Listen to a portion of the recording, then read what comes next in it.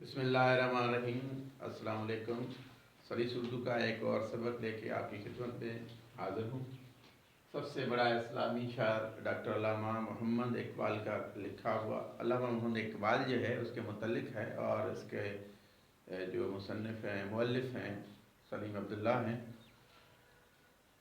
Doctor علامہ محمد اقبال ایک ہمہ گیر شخصیت ہیں جس کے کئی پہلو ہیں۔ آپ شاعر بھی ہیں، فلسفی بھی ہیں، مصلح، اگر اس کی بات کی جائے کہ سیاستدان ہیں تو اس نے سیاست میں بھی حصہ لیا، ماہر تعلیم بھی ہیں، اور اس وجہ سے آپ کو شاعر مشرق بھی کہا جاتا ہے، ملک الشعراء بھی کہا جاتا ہے۔ حکیم الامت خواجہ حسن نظامی نے آپ کو حکیم الامت کا خطاب دیا۔ امام الاثر، شمس العلماء، مصور پاکستان، ترجمان حقیقت، خان بہادر، مرشد سپاہی، اس جیسے القاب اور خطابات سے آپ کو نوازا گیا۔ آپ کو سر کا خطاب بھی ملا، شمس العلماء کا خطاب بھی ملا۔ تو ڈاکٹر علامہ محمد اقبال 9 نومبر 1877 سیالکوٹ میں پیدا ہوئے۔ آپ کے آبا و اجداد جو ہے وہ کشمیر سے تعلق رکھتے تھے، برہمن تھے، شیخ خاندان تھا۔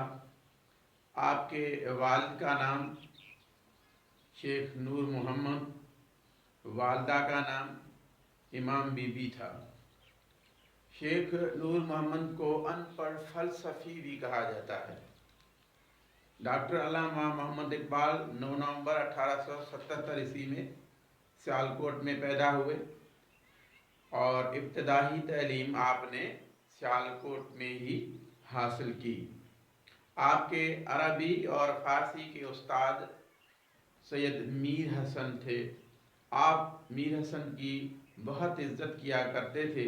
ایک واقعہ جو مجھے یاد آ رہا ہے کہ ایک مرتبہ آپ کے استاد میر حسن جو ہے کسی بازار سے گزر رہے تھے، تو آپ نے جیسے ہی ان کو دیکھا تو وہ ننگے پاؤں دوڑ کر اپنے استاد کا سامان لے لیا اور اس کو گھر تک پہنچایا۔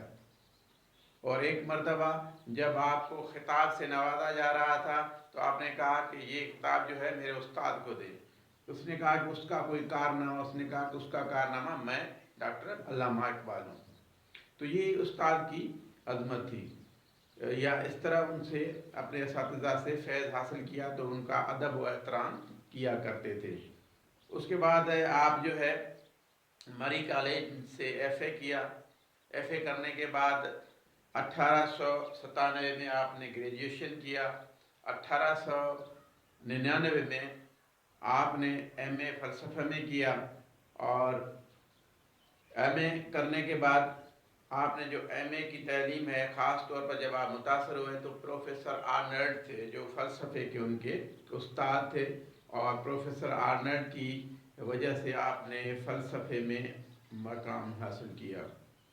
تو ڈاکٹر علامہ اقبال کے ادوار 3 ادوار ہوتے ہیں۔ 1905 سے لے کر 1938 یعنی اس کے وفات تک جو ہے 3 ادوار ہیں ان کے۔ پہلا جو ادوار ہے، جو دور ہے، وہ 1905 سے ہوتا ہے، جس کے اندر علامہ اقبال کے اندر ایک وطن پرستی ہے، وطن کی بات کرتے ہیں۔ دوسرے دور کے اندر ان کا پیغام جو ہے ایک مسلم امہ کے لیے ہے، جس میں فارسی کلام بھی زیادہ ہے۔ تیسرے دور کے اندر اس کا جو شاعر و شاعری ہے اور جو اس کا پیغام ہے وہ ایک آفاقی پیغام ہے، ایک عالمگیر پیغام ہے جو تمام انسانیت کے لیے ہے۔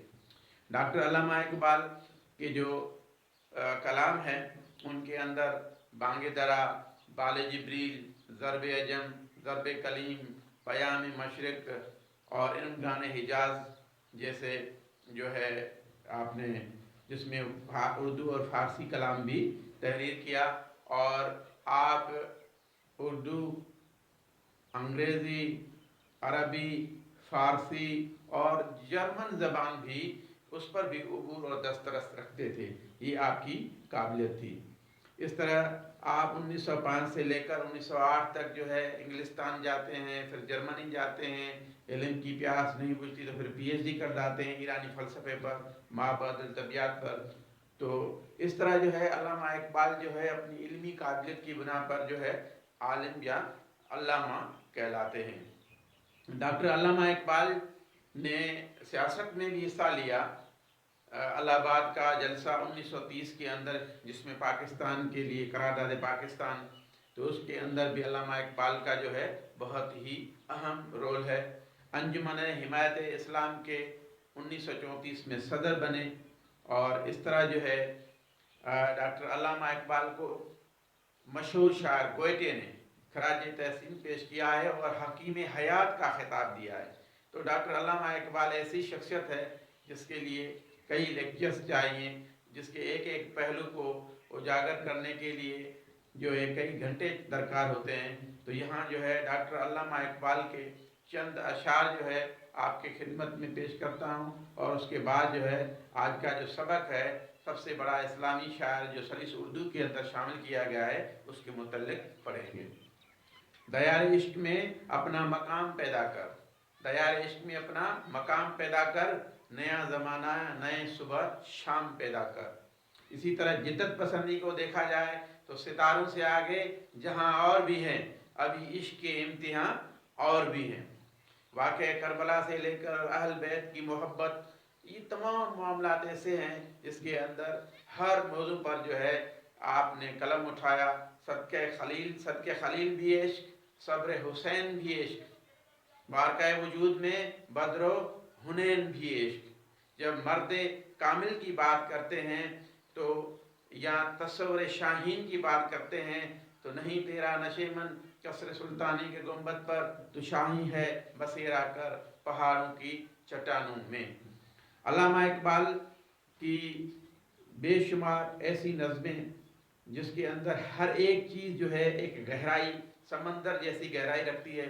ان کا ایک بال جبریل کا جو ہے شادیاں بانگ درا کا نظم ہے، برتر از اندیشہ سود و زیاں ہے زندگی، ہے کبھی جاں تو کبھی تسلیم جاں ہے زندگی، اپنی دنیا آپ پیدا کر اگر زندوں میں ہے، سر آدم ہے ضمیر کن فکاں ہے زندگی، زندگانی کی حقیقت کوہ کن کے دل سے پوچھ، جوئے شیر تیشو سنگ گراں ہے زندگی، بندگی میں گھٹ کے رہ جاتی ہے جوئے کم آب، اور آزادی میں بحر و بے کراں ہے زندگی، آشکارا ہے وہ اپنے قوت تسخیر سے، گرچہ مٹی کے پیکر میں نہا ہے زندگی، الزم ہستی سے ابھرا ہے مانند حباب، اس ضیاء خانے میں تیرا امتحان ہے زندگی، خام ہے جب تک ہے مٹی کا انبار تو، پختہ ہو جائے تو شمشیر بے زنہار تو۔ اسی لیے علامہ اقبال نے خود ہی اپنا وہ شعر کہ ہزاروں سال نرگس اپنی بے نوری پہ روتی ہے، بڑی مشکل سے ہوتا ہے چمن میں دیدہ ور پیدا۔ اس طرح مزدور کی بات کرتے ہیں، یعنی چھوٹے چھوٹے موضوعات کو اس طرح سبق آموز بنایا ہے۔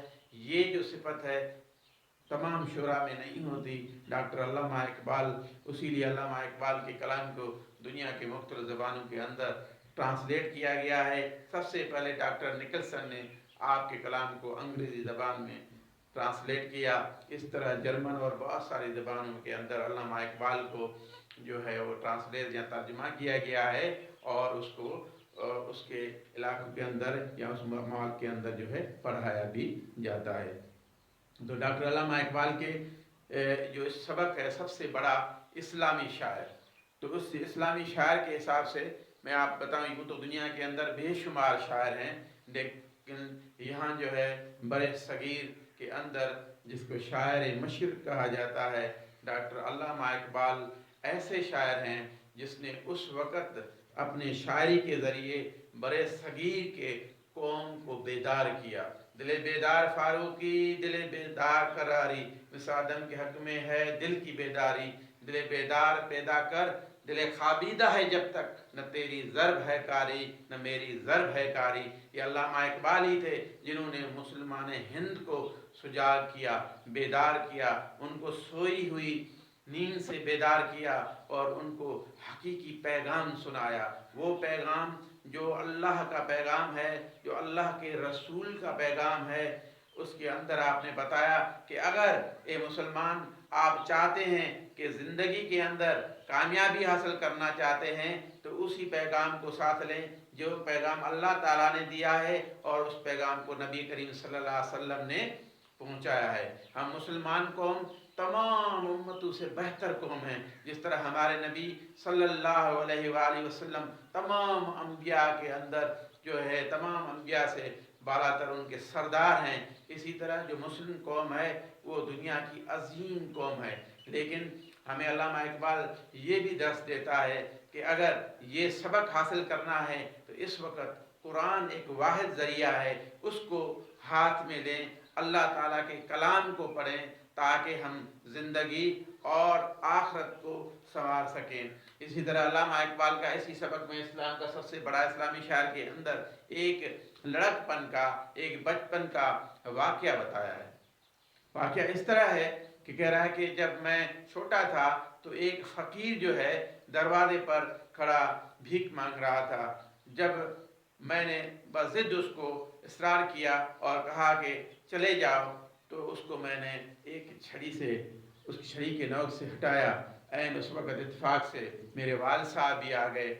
جب اس نے دیکھا تو یہ آپ کو بہت بڑا دلی صدمہ ہوا اور اس کے والد نے کہا کہ کل جب قیامت کا دن ہوگا اللہ کے تمام انبیاء نبی کریم صلی اللہ علیہ وسلم کی خدمت میں حاضر ہوں گے، وہاں اللہ کے درویش ہوں گے، اللہ کے ولی اللہ ہوں گے، تو اس وقت جب نبی کریم صلی اللہ علیہ وسلم سے مجھ سے پوچھیں گے تو میں کیا جواب دوں گا کہ یہ میرے بیٹے نے اس طرح حرکت کی۔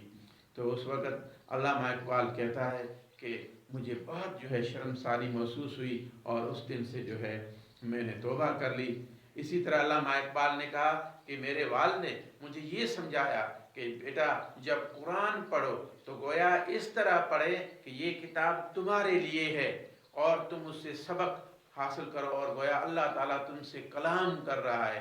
کہہ رہا ہے کہ جب میں نے اس طرح کیا اور اس طرح اللہ کے کلام کو پڑھنا شروع کیا تو پھر جو ہے مجھے سمجھ میں آئی اور اس کے بعد ہی میں علامہ اقبال جو ہے اقبال بنا۔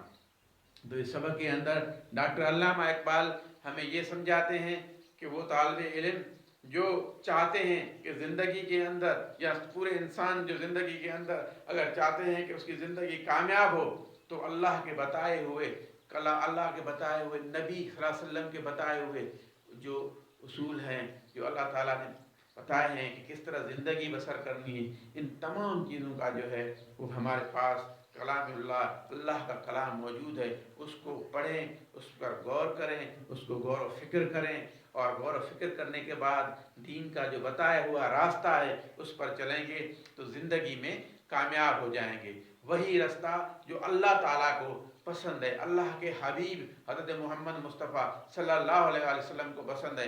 اگر اس طرح کیا جائے گا اور قرآن پاک کو غور و فکر کے ساتھ پڑھا جائے گا تو یقیناً آپ زندگی میں اور آخرت میں کامیاب ہو سکیں گے۔ تو علامہ اقبال کا یہ ایک عالمگیر میسیج ہے، ایک پیغام ہے کہ نبی کریم صلی اللہ علیہ وسلم کی جو تعلیمات ہیں اور قرآن پاک اس کا دامن آپ ساتھ لیں اور جب آپ قرآن پاک کو پڑھیں گے سوچ سمجھ کر پڑھیں گے تو زندگی میں کامیاب ہو جائیں گے، جس میں زندگی کے معاملات بھی ہیں اور آخرت کے معاملات بھی واضح بیان کیے گئے ہیں۔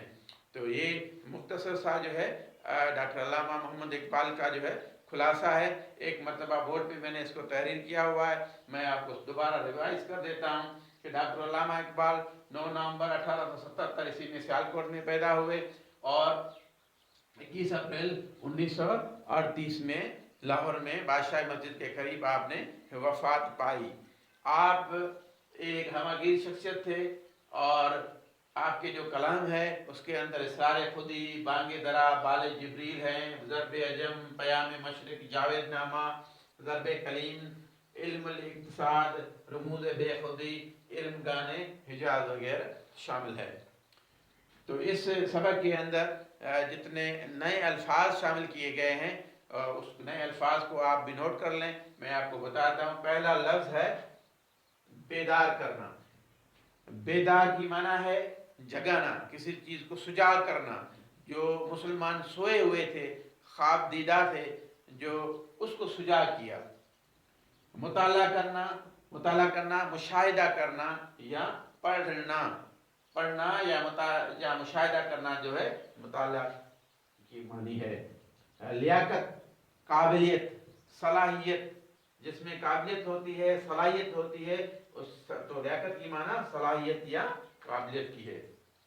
रुसवाई, जिल्लत, बदनामी, उसको रुसवाई कहा जाता है। सनद, डिग्री या तस्दीकनामा, जो हम डिग्रियां करते हैं उसको सनद कहा जाता है। इखलाक खुल्क की जमा है और अच्छी आदत जिसमें पाई जाती है उसको खुल्क कहा जाता है। सबक आमोज, नसीहत आमोज या सबक सिखाने वाली जो बात है उसको हम सबक आमोज, जिस तरह अल्लामा इकबाल का ये जो सबक है वो सबक आमोज सबक है, एक नसीहत है। ओलिया वली की जमा है, अल्लाह के साथ ही दोस्त, उसकी ये मानी भी हो सकती है। खुशनुदी हासिल करना यानी रजामंदी हासिल करना, खुशी हासिल करना, इसको खुशनुदी कहा जाता है। फर्जंद, फर्जंद की माना बेटे की है या बेटे को कहा जाता है। आला की माना बड़ा, मोतबर, इज्जत वाला, ये तमाम मुअज़्ज़िज़ जो है इस तरह के अल्फाज जो हैं आते हैं। आला माना बड़ा। तो आखिर के सबक के अंदर जो है सवालात और जवाबात हैं। इकबाल को अल्लामा क्यों कहा जाता है? बच्चों से सवाल आएगा कि इकबाल को अल्लामा क्यों कहा जाता है। डॉक्टर अल्लामा मोहम्मद इकबाल अरबी, उर्दू, फारसी, अंग्रेजी, जर्मनी और कई ज़बानों के माहिर थे। आपने पीएचडी भी की, तो इल्म की बदौलत, इल्म की काबिलियत की बिना पर लोगों ने आपको अल्लामा कहा। अल्लामा की मानी है बड़ा आलिम, जिसके पास ज्यादा इल्म हो। आप फलसफी भी थे, शायर भी थे, एक सियासतदान भी थे, माहिर तालीम भी थे, एक मुसल्लिह भी थे, हमकी शख्सियत, कई खूबियों के मालिक थे। और ये आपको इल्म था, उसकी बुनियाद पर आपने बड़े सगीर के लोगों को बेदार किया, सुजाग किया। इस बुनियाद पर डॉक्टर अल्लामा मोहम्मद इकबाल को अल्लामा कहा जाता है। तो दूसरा सवाल, आते हैं दूसरे सवाल की तरफ। अल्लामा इकबाल ने इस्लाम की क्या खिदमत की? डॉक्टर अल्लामा मोहम्मद इकबाल इस्लाम के सच्चे बच्चे शेदाई थे, दीन से मोहब्बत करते थे, हर वक्त कुरान पाक की रोज़ाना तिलावत करते थे। अल्लाह और रसूल सल्लल्लाहु अलैहि वसल्लम के पैगामात को वो अपने हिदायत का रास्ता समझते थे और यही पैगाम आपने अपनी शायरी के ज़रिए, अपनी तालीमात के ज़रिए आलम इस्लाम को पहुँचाया, जिससे ख़ास तौर पर बड़े सगीर की कौम जो है वो बेदार हुई। उनको इत्तेहाद यगानियत की बात की और इत्तेहाद इख़वान मुस्लिमीन की बात की। तमाम मुसलमान एक प्लेटफार्म पर जब यकजा हो जाते हैं, तो जिस तरह तमाम मुसलमान मिलकर एक हो जाते हैं, तो गोया तमाम उम्मत जो है एक हो जाती है। तो ये पैगाम डॉक्टर अल्लामा इकबाल ने कहा कि जिस तरह अल्लाह ताला के हबीब ने कहा है कि तमाम मुसलमान आपस में भाई हैं, आपस में तफरके न डालें, ये पैगाम जो है डॉक्टर अल्लामा इकबाल ने पहुँचाया। और इसी तरह अल्लामा इकबाल ने कहा कि हमारा जो राह हिदायत है, जो सरचश्मा है, वो नबी करीम सल्लल्लाहु अलैहि वसल्लम का बताया हुआ रास्ता है। और उसके अलावा जो कुरान पाक का रास्ता है कि कुरान पाक को पढ़ें और उस पर अमल करें। जब आप अमल करते हैं तो इसीलिए कहा अमल से बनती है ज़िंदगी, जन्नत भी जहन्नम भी। तो ये अमल से ज़िंदगी बनती है। यानी डॉक्टर अल्लामा इकबाल ने कहा कि कुरान पाक की तालीमात को जब आप समझेंगे, गौर व फिक्र करेंगे, सोच करेंगे, तो फिर आप ज़िंदगी और आखिरत में कामयाब हो सकेंगे। तीसरा सवाल है कि कुरान पाक के बारे में इकबाल का क्या ईमान था। तो कुरान पाक के बारे में जैसे मैंने पहले बताया कि अल्लामा इकबाल जो है कुरान पाक की तलावत करते थे। अल्लामा मौदूदी कहते हैं कि इकबाल की शायरी कुरान की शायरी है। बाज़ जगह ये भी आता है कि इकबाल कुरान पाक पढ़ते थे और उसके अंदर कोई चीज़ ऐसी देखते, उसके बाद फौरी कलम और दवात मंगवाते और वहाँ से शेर लिखते थे। तो अल्लामा इकबाल का कुरान पाक पर एक मुकम्मल ईमान था। اس کے بعد نے یہ کہا تھا کہ جب قرآن پڑھو تو گویا اس طرح کہ یہ تم سے بات کر رہا ہے اور اللہ نے یہ تمہارے لیے اتاری ہے، اور وہاں سے سبق حاصل کرو۔ جب غور و فکر حاصل کریں گے تو آپ جو ہے قرآن کے اصل مفہوم اور مقصد کو سمجھ پائیں گے۔ درد دل کے واسطے پیدا کیا انسان کو، ورنہ طاعت کے لیے کم نہ تھے کرو بیان۔ یعنی اللہ تعالیٰ کی عبادت کے ساتھ یہ پیغام بھی علامہ اقبال دیتے ہیں کہ جس طرح فقیر کا واقعہ ہے کہ انسان دوسروں کی مدد بھی کرے، اس کی خدمت کرے، تاکہ انسان دوسروں کے جب کام آتا ہے تو وہ زندگی میں کامیاب ہو جاتا ہے۔